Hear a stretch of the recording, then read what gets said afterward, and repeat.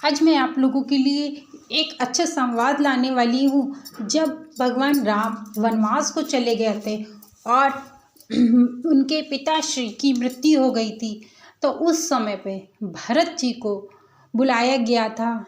भगवान राम के जो भाई भरत हैं वह उस समय ननिहाल गए हुए थे, तो उस समय उनको सूचना दी गई कि आप शीघ्र से शीघ्र अयोध्या पधारिए, बहुत जरूरी और आवश्यक काम है। इस कारण से जो भरत जी थे वह शीघ्र से शीघ्र अयोध्या लौट कर आए और तब उनको सूचना मिलती है कि उनके पितृश्री का स्वर्गवास हो गया। और जब वह महल में प्रवेश करते हैं तो उन्हें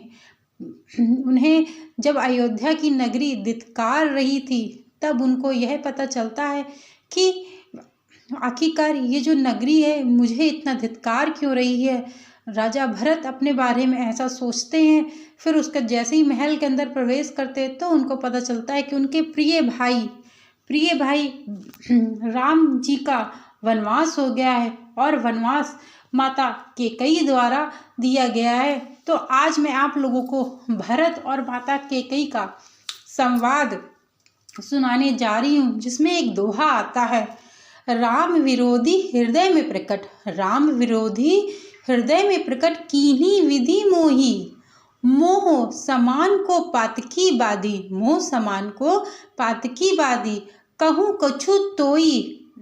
विधाता ने, भरत जी कहते हैं, विधाता ने मुझे श्री राम जी से विरोध करने वाले हृदय से उत्पन्न किया है, अथवा विधाता ने मुझे हृदय से राम का विरोधी जाहिर कर दिया है। मेरे बराबर पापी दूसरा कौन, मैं व्यर्थ ही तुझे कुछ कहता हूँ।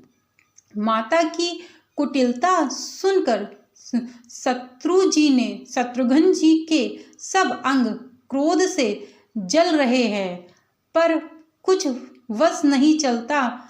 उसी समय भांति भांति के कपड़ों और गहनों से सजकर कुबेरी मंथरा वहां आई।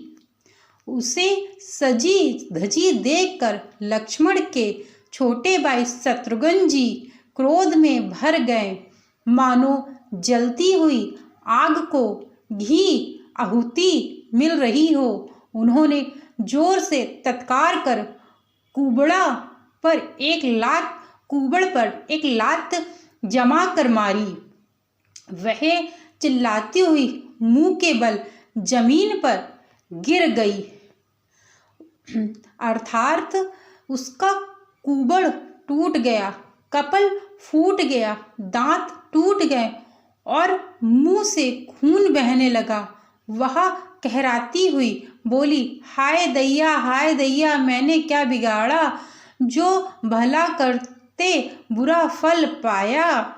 उसकी यह बात सुनकर और उसे नक से शिखा तक टेढ़ी दृष्टि से देखकर शत्रुघ्न जी झोटा पकड़कर उसे घसीटने लगे।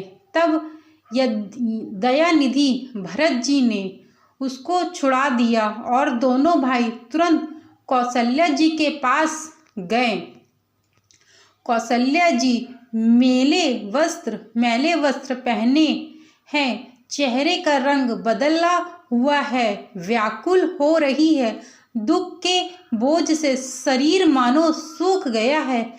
ऐसी दशा दिख रही है मानो सोने की सुंदर कल्पता को वन में पला मार गया है।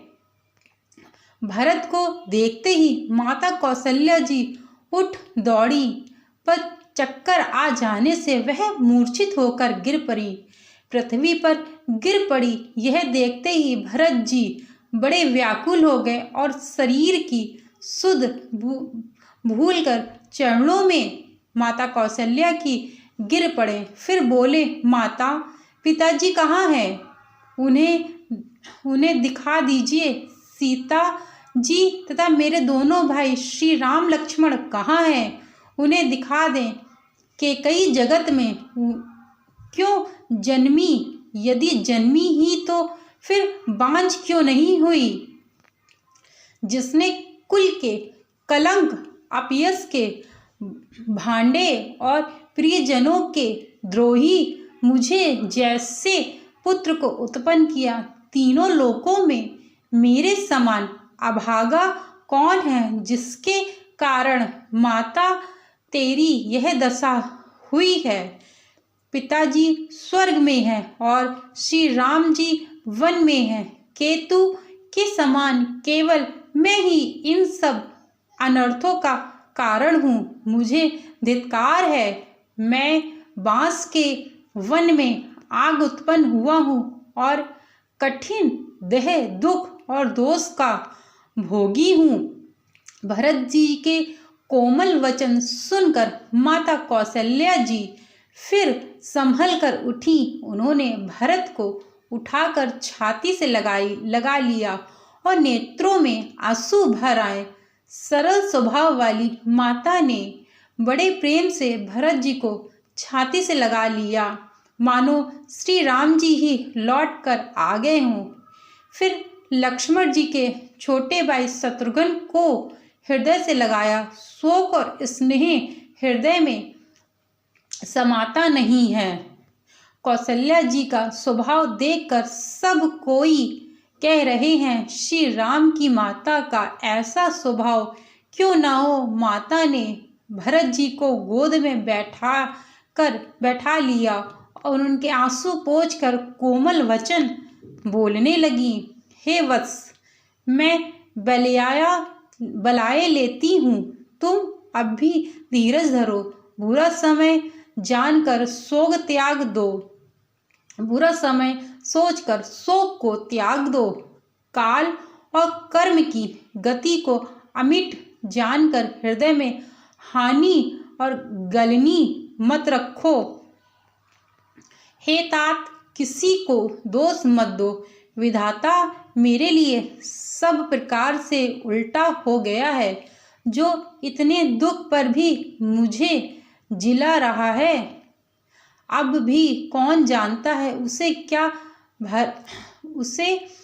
भा रहा है। हे तात, पिता की आज्ञा से श्री रघुवीर ने आभूषण वस्त्र त्याग दिए और वैकल वस्त्र पहन लिया। वैकल मतलब कि उन्होंने एक कॉटन की सी धोती पहनी हुई थी, उसी को कहते हैं वैकल वस्त्र। उनके हृदय में न कुछ विषाद था न हर्ष था। उनका मुख प्रसन्न था, मन में न अशांति थी न रोष था न दोष था। सबका सब तरह से संतोष करार के वे वन को चले गए। यह सुन सीता भी उनके साथ चली गई। श्री राम के चरणों की अनुरणी वे किसी तरह सुनते ही लक्ष्मण भी साथ ही चल उठे। श्री रघुनाथ ने उन्हें रोकने का बहुत प्रयत्न किया, बहुत प्रयास किया, पर वो नहीं माने। रघुनाथ जी सबको सिर नवाकर सीता और छोटे भाई लक्ष्मण को लेकर वन को चले गए। श्री राम, लक्ष्मण और सीता वन को चले गए। मैं ना तो साथी गई और ना मैंने अपने प्राण ही उनके साथ भेजे।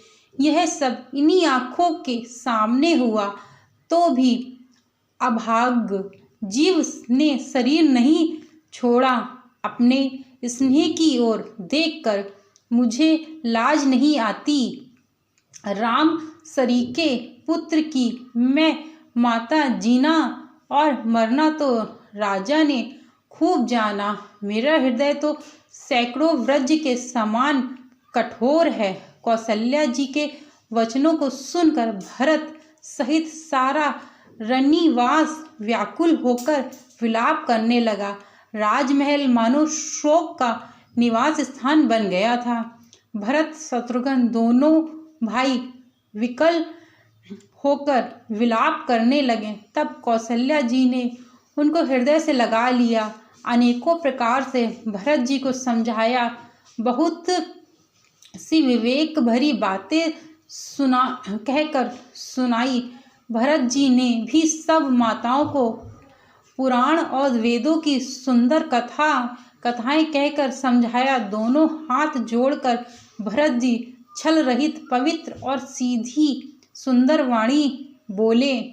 जो पाप माता पिता और पुत्र के मरने से होते हैं, और जो गौशाला और ब्राह्मणों के नगर जलाने से होते हैं, जो पाप स्त्री और बालक की हत्या करने से होते हैं, जो मित्र और राजा को जहर देने से होते हैं, कर्म वचन और मन से होने वाले जितने पातक एवं उपपातक, बड़े या छोटे पाप हैं, जिनको कवि लोग कहते हैं, विधाता यदि इस काम में मेरा मत हो तो हे माता, वे सब पाप मुझे लगे।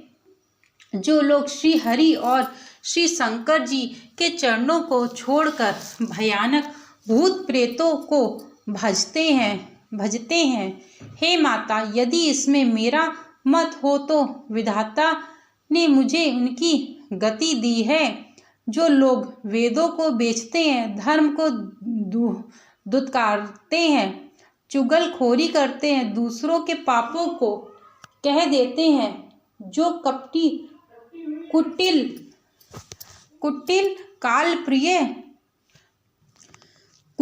कार प्रिय और क्रोधी हैं, तथा जो वेदों की निंदा करने वाले हैं, विश्वास भर के विरोधी हैं,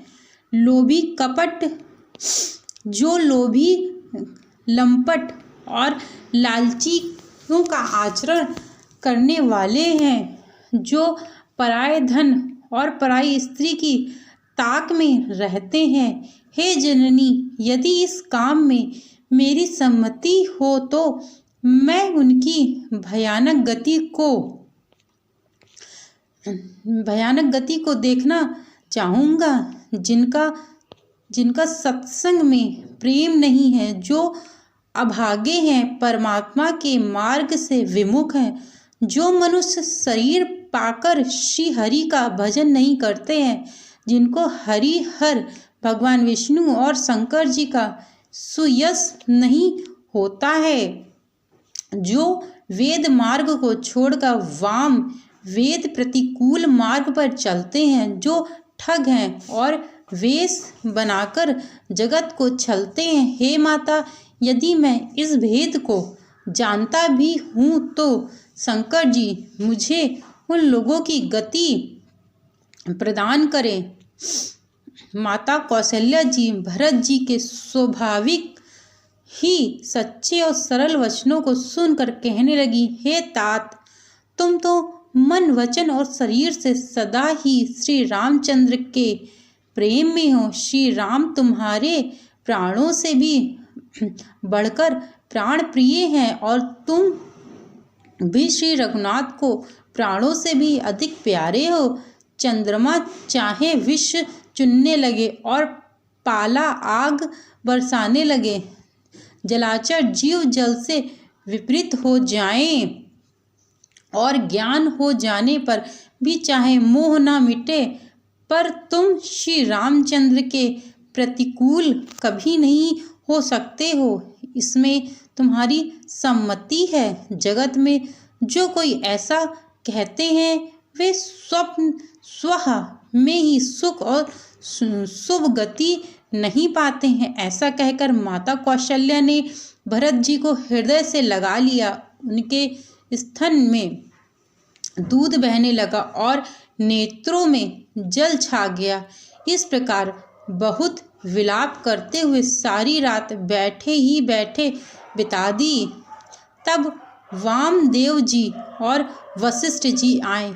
उन्होंने सब मंत्री तथा महाजनों को बुलाया। फिर मुनि वशिष्ठ जी ने परमात्मा के सुंदर समय अनुकूल वचन कहकर बहुत प्रकार से भरत जी को उपदेश दिया। वशिष्ठ जी ने कहा, हे तात, हृदय में धीरज धरो और आज जिस कार्य के करने का अवसर है उसे पूर्ण करो।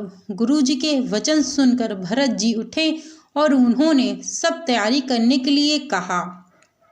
वेदों में बताई हुई विधि से राजा की देह को स्नान कराया गया। परम विचित्र विमान बनाया गया। भरत जी ने सब माताओं को चरण पकड़ कर रखा, अर्थात प्रार्थना करके उनको सती होने से रोक लिया। वे रानियां भी श्री राम के दर्शन की अभिलाषी से रही। चंदन, अगर के तथा और भी अनेकों प्रकार से अपार कपूर, गुगल, केसर आदि सुगंध द्रव्यों के बहुत से बोझ आए। सरयू जी के तट पर सुंदर चित्र रचकर बनाई गई, जो ऐसी मालूम होती थी मानो स्वर्ग की सुंदर सीढ़ी बन गई हो। इस प्रकार सब देह क्रिया की गई और सबके विधि पूर्वक स्नान करा के तिलांजलि दी गई। फिर वेद, स्मृति और पुराण सबका मत निश्चय करके उनके अनुसार भरत जी ने पिता का देह संस्कार विधि पूर्वक किया।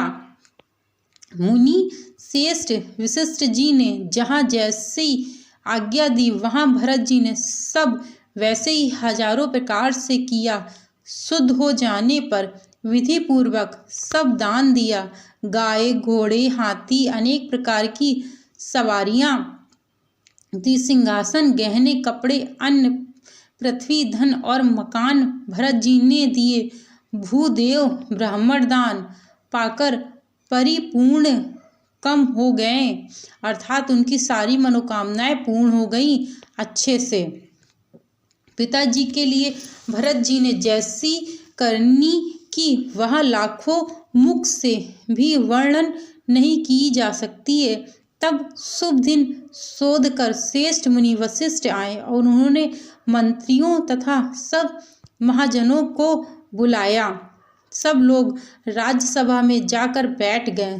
तब मुनि ने भरत जी तथा शत्रुघ्न जी दोनों भाइयों को बुलावा भेजा। भरत जी को वशिष्ठ ने अपने पास बैठा लिया और नीति तथा धर्म से भरे हुए वचन कहने लगे। पहले तो केकई ने जैसी कुटिला करनी थी, श्रेष्ठ मुनि ने वह सारी कथा कही। फिर राजा के धर्मव्रत और सत्य की सराहना की, जिन्होंने शरीर त्याग कर प्रेम को निबाह कह कर दिया। श्री रामचंद्र जी के गुणशील और स्वभाव का वर्णन करते हुए तो मुनिराज के नेत्रों में जल भर आया और वे शरीर से पुलकित हो गए।